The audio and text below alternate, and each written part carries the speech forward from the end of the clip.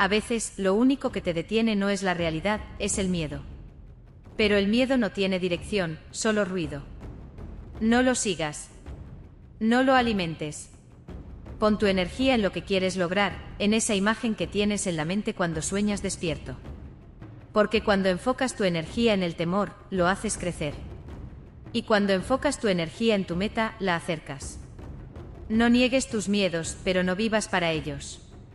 Tú naciste para avanzar, no para esconderte. La dirección correcta no se siente siempre segura, pero sí se siente tuya. Apunta hacia donde quieres ir, aun si tiemblas un poco.